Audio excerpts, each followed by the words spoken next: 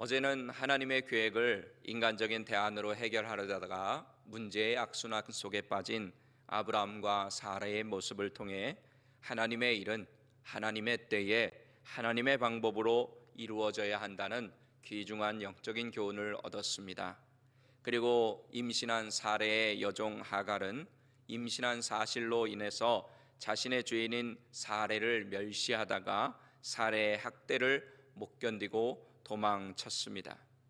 오늘 본문은 광야로 도망간 하갈이 술길 옆에 있는 샘 곁에서 하나님의 사자를 만나서 하나님의 말씀을 듣게 되는 내용을 기록하고 있습니다.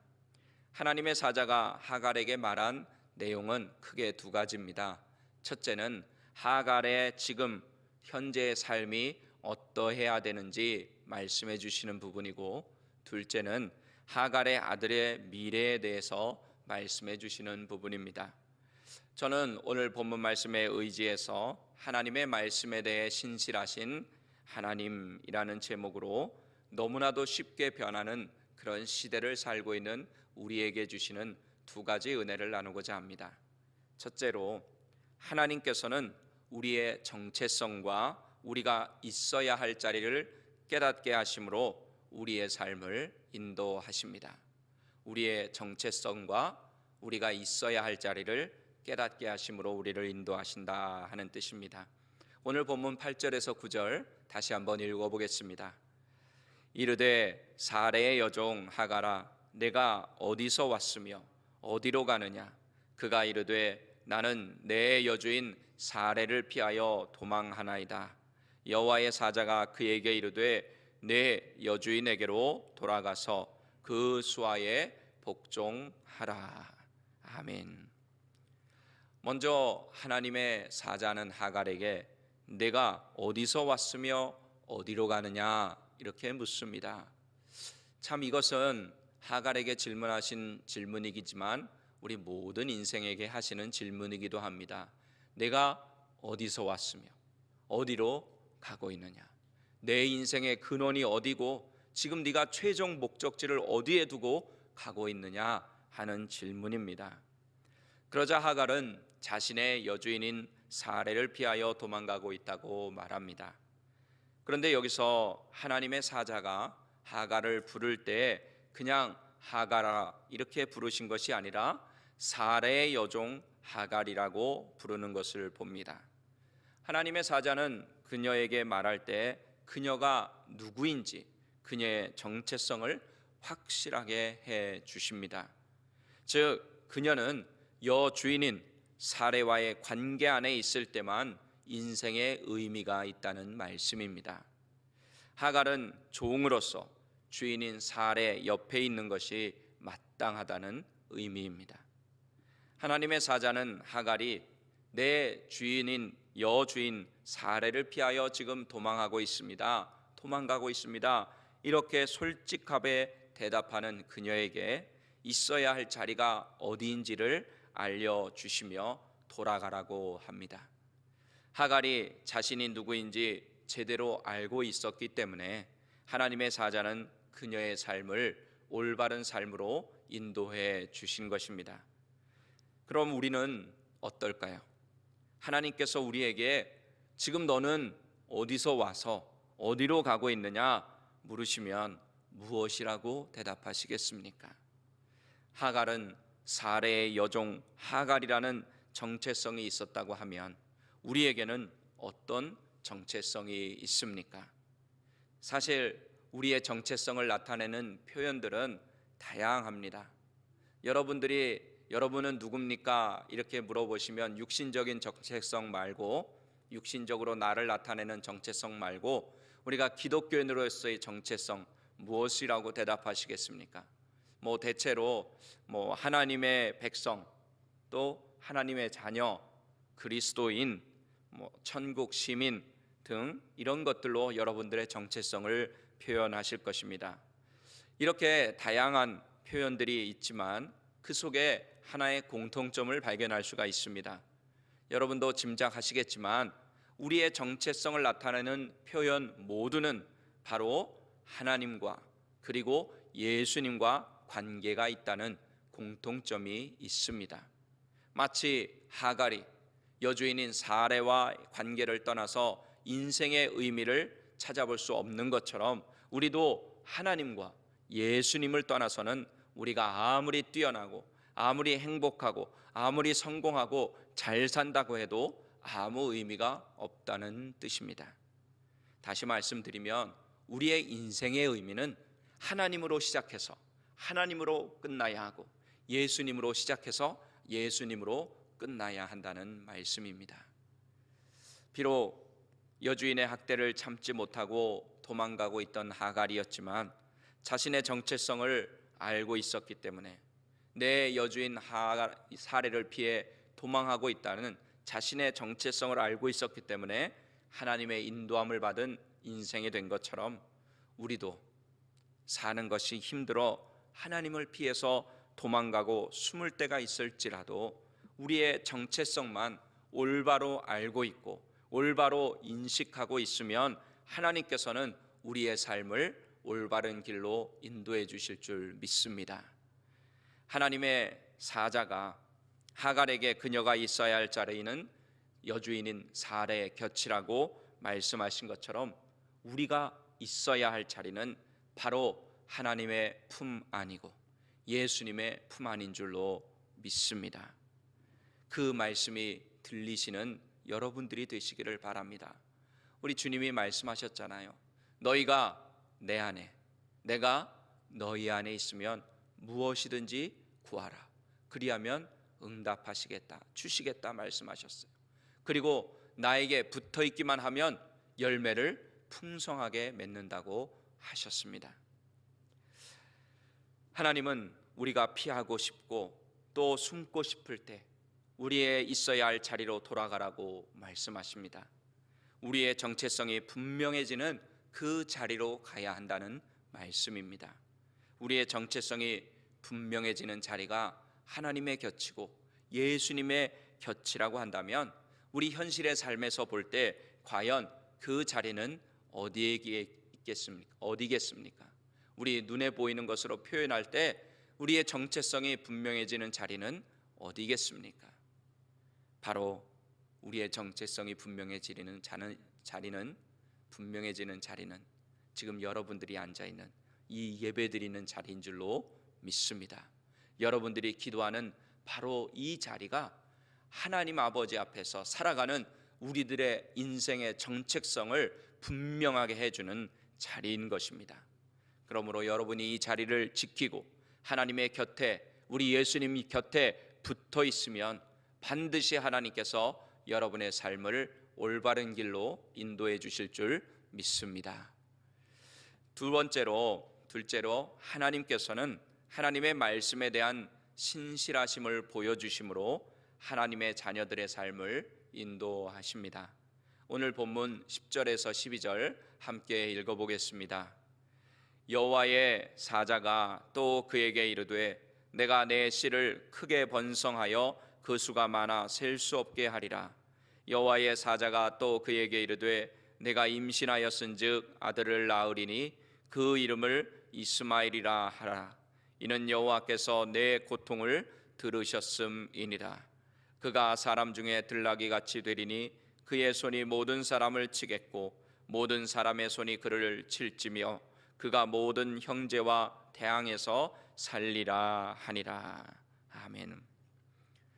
하나님의 사자는 여주인인 사라의 품으로 돌아가라고 말씀하시면서 또 그 여주인의 수하에 들어가 복종하라고 말씀하시면서 그녀가 지금 임신한 아들이고 그 딸이 아니라 아들이고 그 아들의 미래가 어떠할 것인지에 대해서 말씀하십니다. 우리가 함께 읽었듯이 하나님의 사자는 아브라함에게 주셨던 축복을 하갈에게도 주십니다.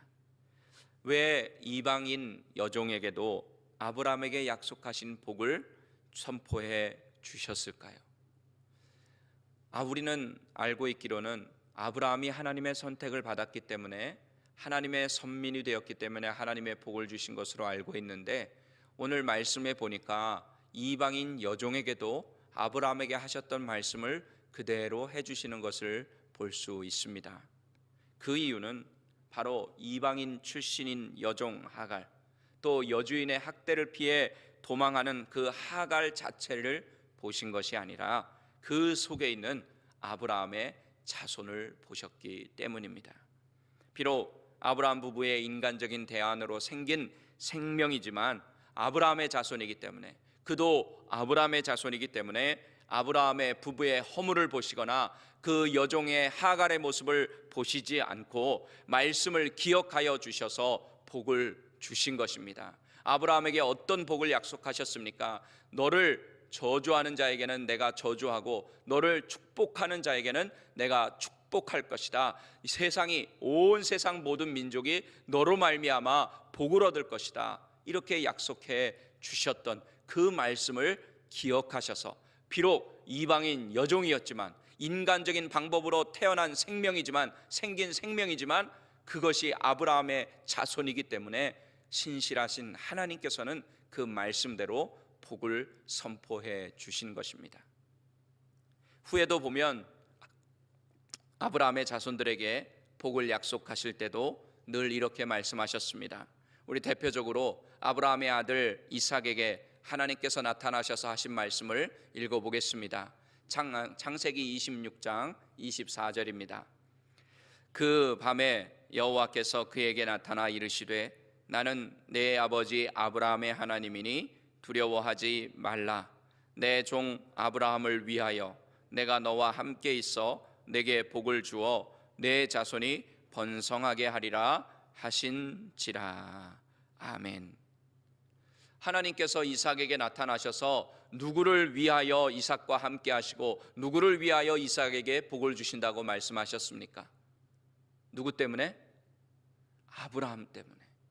이삭, 네가 잘해서가 아니라 내 아버지 아브라함을 위하여 내가 너에게 복을 준다고 말씀하신 것입니다. 하나님의 말씀에 대한 하나님의 신실하심은 여러분과 저의 삶에서도 발견할 수가 있습니다.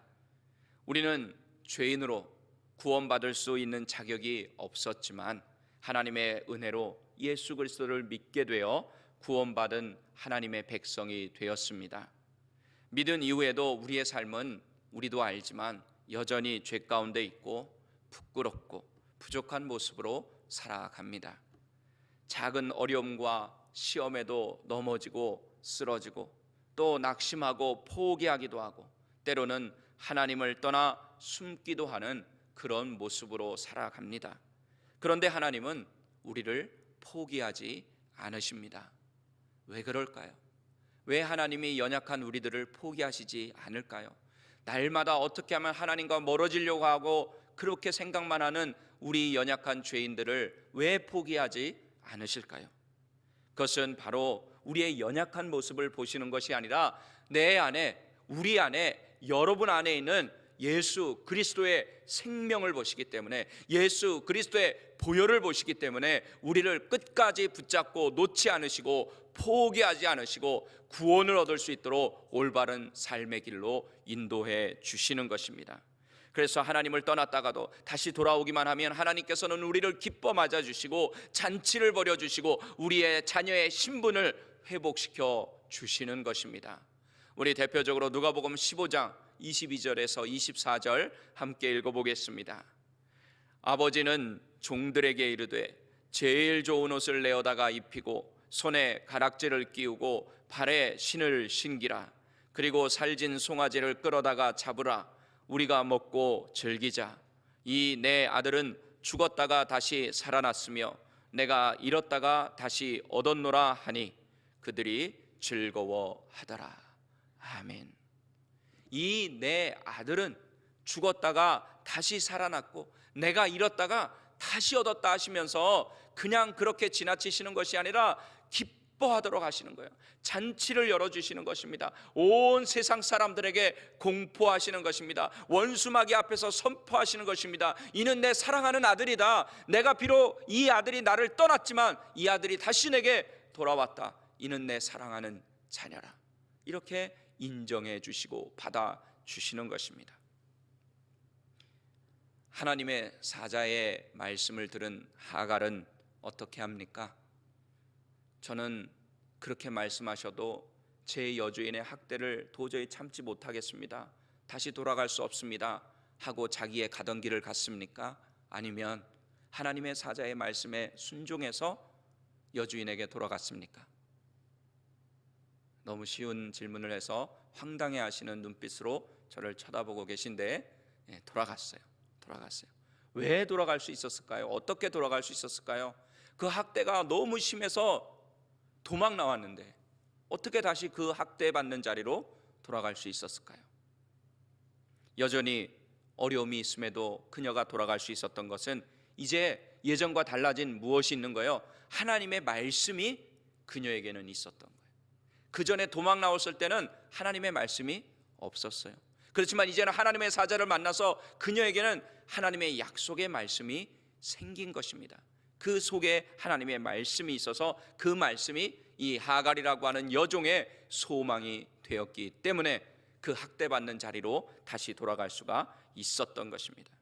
이렇게 하나님께서는 말씀을 통해 주시는 은혜와 복, 또 하나님의 백성들, 하나님의 자녀들에게는 그 은혜와 복이 힘이 되고 소망이 되는 것입니다. 그래서 우리도 세상에 나가서 이리 치이고 저리 치이고 또 레프트, 라이트, 어퍼컷 맞아가면서 광야와 같은 생활, 나를 힘들게 하는 요소들이 여전히 존재하는 그곳으로 돌아가서 살아갈 수가 있는 것입니다. 왜 그렇습니까? 나에게는 소망이 있으니까, 내가 가야 할 본향이 있으니까, 내가 가야 할 천국이 있으니까. 지금 내가 이 세상에 살 때는 비록 힘들고 어렵고 내가 원하는 대로 되지 않는 것 같지만 내 속에 있는 예수 그리스도의 생명을 보시고 여전히 나를 포기하지 않으시고 나를 하나님의 의로우신 오른손으로 붙잡아 주시며 영생의 길로 인도하신다고 하는 그 약속의 말씀이 나에게 있기 때문에 우리는 그 험한 광야의 생활도 꿋꿋하게 승리하며 걸어갈 수가 있는 줄로 믿습니다. 우리 그리스도인들이 받는 복 중의 복은 무엇입니까? 말씀드린 대로 천국에 대한 소망이 있다는 것입니다. 내가 비록 이 땅에 살 때는 어렵고 힘들어서 죽을 것 같을지라도 우리가 갈 천국 본향이 있다는 것입니다. 그리고 그 본향은, 그 처소는 우리 주 예수 그리스도께서 지금 우리를 위해서 예비하고 계십니다. 그리고 그 본향을 약속한 하나님의 말씀이 있기 때문에 우리는 이 어려움의 세상을, 저 높은 곳을 향하여 날마다 걸어나갈 수가 있는 것입니다. 약속하신 말씀을 신실하게 지키시는 하나님을 믿고 의지하며 이 땅에서도 승리하는 삶을 사시기 바랍니다. 이렇게 하나님의 말씀을 지키시는 신실하신 하나님께서는 하나님의 자녀들인 우리도 신실하게 살아가기를 원하십니다. 오늘 본문에 보면 말씀에 대해 신실하신 하나님을 본받아 행하는 아브라함의 모습을 볼 수가 있습니다. 오늘 본문 15절 함께 읽어보겠습니다. 하갈이 아브라함의 아들을 낳음에 아브라함이 하갈이 낳은 그 아들을 이름하여 이스마엘이라 하였더라. 아멘. 이 이스마엘이라고 하는 이름은 아브라함이 받은 이름이 아닙니다. 누가 받은 거예요? 여종 하갈이 받은 이름이었습니다. 자신의 아내의 학대로 도망갔던 여종이 돌아왔어요.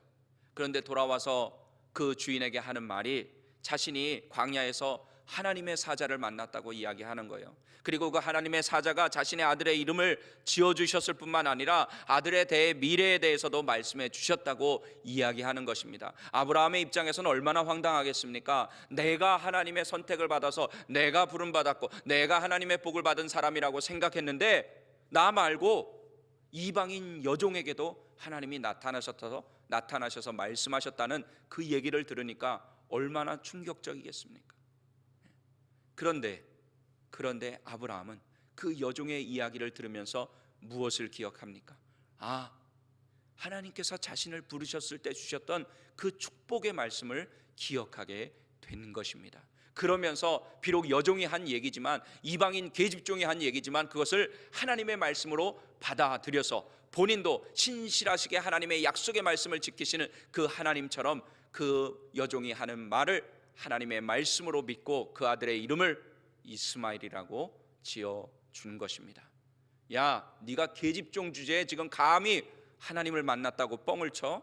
웃기지 마. 하나님은 나 같은 사람에게 나타나시는 분이지 너 같은 여종에게 계집종에게 나타나는 분이 아니야 하면서 거짓말로 여기고 무시했다면 그의 아들의 이름을 그렇게 짓지 못했을 것입니다. 하지만 아브라함은 신실하신 하나님을 믿는 신실한 사람이었기 때문에 여종의 말도 하나님의 말씀으로 듣고 그 받은 이름 그대로 이스마엘이라고 지어준 것입니다. 우리도 지금 우리 가운데 말씀하시는 그 말씀을 통해서 신실하시게 역사하시고 이루시는 그 하나님을 믿고 그 신실하신 하나님께서 인도하시는 대로 신실하게 살아가는 여러분 모두가 되시기를 예수님의 이름으로 간절히 축원합니다.